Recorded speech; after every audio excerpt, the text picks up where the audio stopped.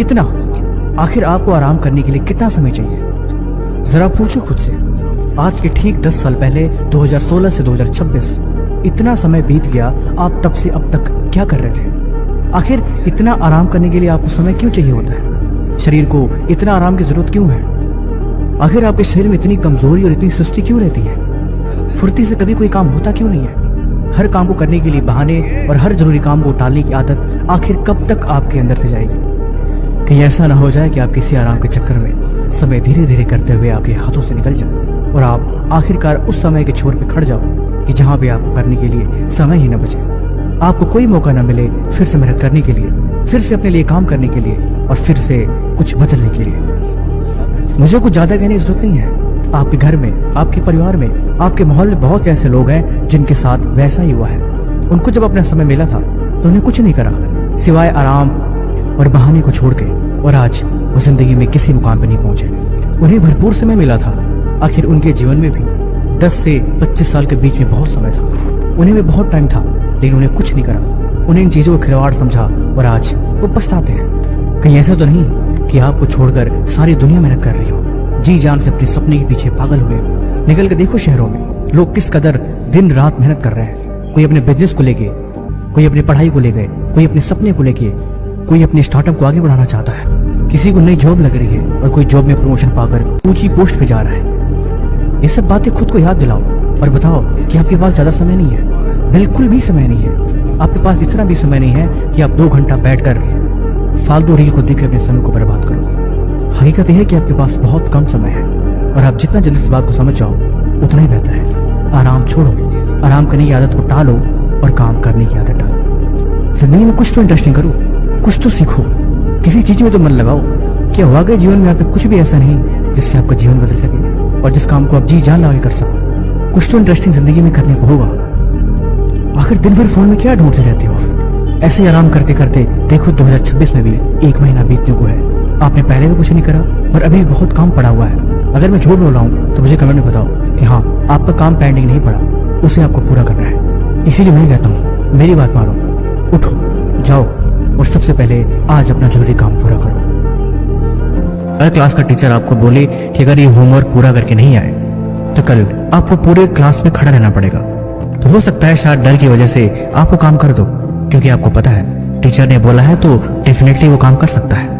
लेकिन अगर वही चीज आप खुद को समझाओ कि अगर मैं आज नहीं पढ़ूंगा तो कल मैं पूरे दिन भूखे रहूंगा, क्या भूखे रहोगे?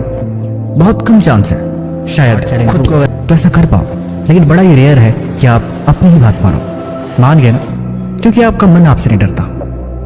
लेकिन मैं आपको कुछ समझाना चाहता हूँ, वो ये कि जिंदगी में आप क्या बनना चाहते हैं इस बात से कभी कोई फर्क नहीं पड़ता, लेकिन जिंदगी में आप क्या करते हैं इस बात से फर्क पड़ता है। अगर आप खुद को ये बोलते हैं कि मुझे एग्जाम में टॉप करना है तो डेफिनेटली आप पढ़ाई नहीं करेंगे, क्योंकि आपको पता है आपने जस्ट बोला है। लेकिन अगर आप कहेंगे कि एग्जाम में टॉप करने के लिए मुझे क्या करना पड़ेगा, तो फिर आपकी तैयारी शायद शुरू हो सकती है। क्योंकि जब आप खुद से सवाल करते हो तब आप डाउट में रहते हो, क्योंकि आपको पता है कि आप उस पर कोई काम नहीं करने वाले। लेकिन अगर डिसीजन आपका हार्ड हो तो उस पर काम करने का आपका मन करेगा। आप खुद को बोलो कि आज किसी भी कीमत पे मुझे सुबह 6 बजे उठना है, तो आप वहां पे उठ सकते हो, क्योंकि वहां पे फिर सवाल नहीं उठता। उठना है नहीं, उठूंगा, किसी भी कीमत पे उठूंगा और करूंगा, और ये जरूरी है।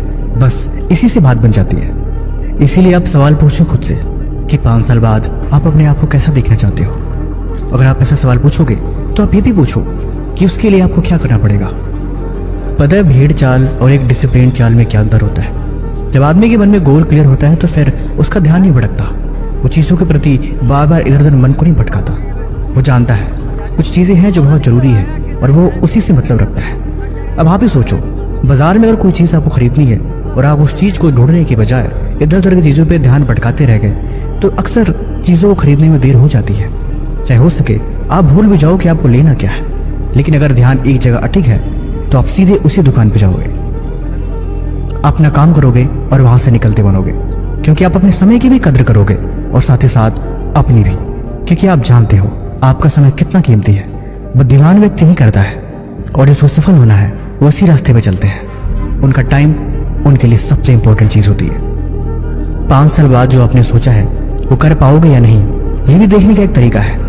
आप सिंपल सा एक फार्मूला अपनाओ। आप अपने पिछले 6 महीनों के वो गोल, वो एम्बिशंस और वो टारगेट को याद करो जो आपने बड़े ही सॉलिड तरीके से लिए थे और जिसको आपने कॉन्फिडेंटली खुद से बोला था कि इस काम को मैं करूंगा और ये चीज़ मुझे पूरा करनी है और किसी भी कीमत पे मुझे ये चीज़ हासिल करनी है। उसके बारे में भला क्या ख्याल है? आपने उस पर कितने हद तक काम किया, कहाँ तक पहुंचे और सबसे बड़ी बात, आखिर उसका रिजल्ट कैसा रहा? अगर आप अपने आप में कॉन्फिडेंट हो और आप डिसिप्लिन के साथ चलते हो तो आप खुद देखोगे इतना कुछ करने के बाद भी कहीं ना कहीं रास्ते में रुकावट आ ही जाती है और सब कुछ हाथ से निकल जाता है। फिर आपको सुधार करने की आवश्यकता है। आप समझो कि सोचने से कुछ नहीं होता इस दुनिया में, बात सब डिसिप्लिन और कंसिस्टेंसी की है। इसके बगैर न कभी कुछ हाथ लगता है और न ही कभी कोई चीज़ पूरी होती है।